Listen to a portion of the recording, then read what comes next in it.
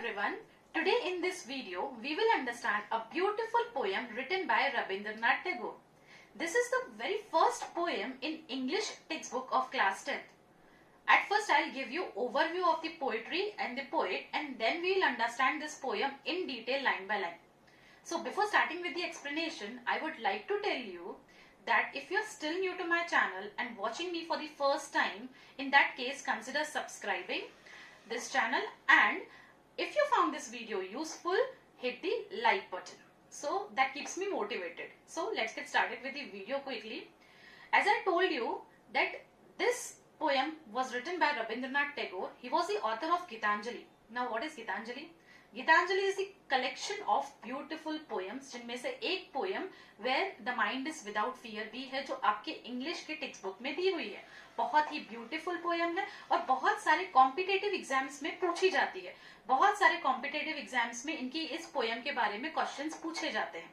तो ये जो पोएम उन्होंने लिखी थी, ये तब लिखी थी जब India was ruled by Britishers. जब इंडिया के ऊपर ब्रिटिशर्स का रूल था, तब ये पोएम लिखी गई थी. और तब वो थॉट्स में थे कि कब इंडिया फ्री होगा और एक फ्री इंडिया कैसा लगेगा, एक फ्री इंडिया कैसी जगह बनेगी. तो ये थॉट्स उन्होंने पेन डाउन किए और एक पोएम बनाई. तो इस पोएम में बेसिकली उन्होंने लिखा है कि एक ऐसी जगह जहां पे हमारा दिमाग, हमारा दिल विदाउट फियर रह पाएगा. मतलब उन्होंने एक ऐसी जगह की इमेजिनेशन की है जो जगह पे किसी का रूल नहीं रहेगा. तो उन्होंने ये इमेजिन किया हुआ है कि इंडिया, फ्री इंडिया एक कैसा दिखेगा. तो आइए इस पोएम को लाइन बाय लाइन समझते हैं. Where the mind is without fear and the head is held high. यहाँ पे मैं आपको एक बात बता दूं, ये पोएम ओरिजिनली बंगाली में लिखी गई थी. Then it was translated in English by Rabindranath Tagore himself. When the mind is without fear and the head is held high. जब दिमाग बिना डर के रहेगा और हमारा सर ऊंचा रहेगा, एक ऐसी जगह होगी free India. Where knowledge is free, जहाँ पे नॉलेज फ्री रहेगा. फ्री रहेगा मतलब नॉलेज एक्सेसिबल रहेगा. हर एक इंसान, चाहे उसका कोई भी स्टेटस हो, चाहे कोई भी कास्ट हो, क्रीड हो, उसका नॉलेज जो है वो फ्री, उसके लिए नॉलेज फ्री रहेगा, वो नॉलेज गेन कर पाएगा. Where the world has not been broken up into fragments by narrow domestic walls. जहाँ पे जो वर्ल्ड है वो टुकड़ों में नहीं बटेगा. कैसे नहीं बटेगा टुकड़ों में? नैरो डोमेस्टिक वॉल्स है. नैरो डोमेस्टिक वॉल्स क्या है? ऐसे वॉल्स जो सोसाइटी क्रिएट करती है on the basis of caste, creed, religion. ठीक है, तो कास्ट, क्रीड, रिलीजन के वजह से कोई भी बटेगा नहीं. ये वर्ल्ड टुकड़ों में नहीं बटेगा. Where words come out from the depth of truth. जहाँ पे हमारे अंदर से जो वर्ड्स निकलेंगे वो सच्चे निकलेंगे. सच्चे वर्ड्स कब निकलते हैं? जब हम लाइट हार्टेड बोलते हैं, जब हम किसी के दबाव में नहीं बोलते हैं, तब हम from the bottom of heart बात करते हैं. ठीक है, तो ऐसी जगह होगी फ्री इंडिया रविंद्रनाथ टैगोर के अकॉर्डिंग. वो आगे क्या बोलते हैं? Where tireless striving stretches. जब टायरलेस मीन्स बिना थके, स्ट्राइविंग मीन्स एफर्ट्स देना, स्ट्रेचेस इट्स आर्म्स मीन्स काम करना.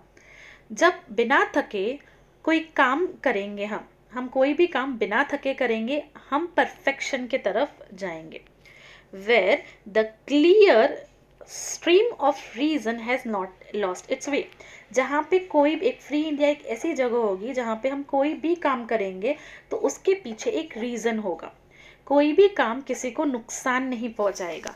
जैसे बहुत सारे ऐसे काम होते हैं, बहुत सारे ऐसे ट्रेडिशंस होते हैं जो एक इंसान के लिए फ़ायदेमंद और वही ट्रेडिशन दूसरे इंसान को नुकसान पहुंचाता है. तो वो सब नहीं होगा. अगर हम कोई काम करने के लिए बोलेंगे या कोई रूल फॉलो करेंगे तो उसके पीछे लॉजिकल रीज़न होगा.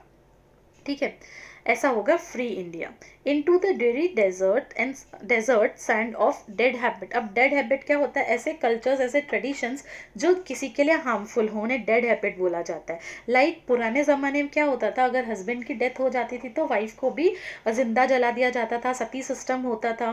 ठीक है, उनके साथ प्रॉपर ट्रीटमेंट नहीं होता था. तो इससे क्या है, एक ह्यूमन का लाइफ तो चला गया, उसके वजह से दूसरे ह्यूमन के लाइफ को भी इम्पोर्टेंस नहीं दिया जाता था. वो भी इम्पोर्टेंस, का, दूसरे ह्यूमन लाइफ का भी इम्पोर्टेंस ख़त्म किया जाता था, जो किसी के लिए बहुत ज़्यादा हार्मफुल है।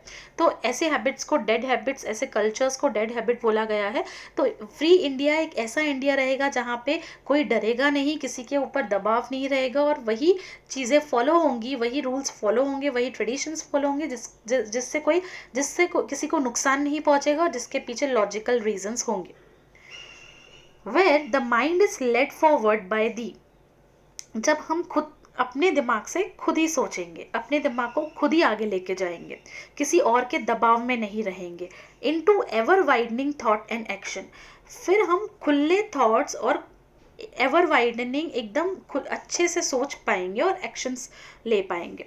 Into that heaven of freedom, एक ऐसा स्वर्ग जहाँ पे बहुत अच्छा फ्रीडम होगा, बहुत पूरी तरीके से फ्रीडम होगा।